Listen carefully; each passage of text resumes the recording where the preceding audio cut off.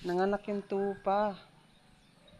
Kaya pala siya ilang araw na siyang matamlay. Akala ko may sakit siya. Ayun, nanganak siya. Isa lang naging anak. Hello. Huwag ka manunuwag ah. Ayun guys, nanganak siya oh. Kaya lang, iisa lang. Hindi ko lang alam kung babae ba to o lalaki. Oo, hindi ko lang anuhin yan. Titingnan ko lang kung babae o lalaki. Nagagalit siya oh. Ayaw niya kasing hinawakan yung anak niya.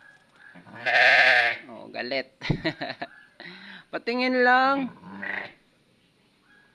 Sumasalida kasi yan guys. Ayan, nanganak na siya. Kaso iisa lang ulit. Simula nung dumating ako dito sa farm na to, lahat ng tupa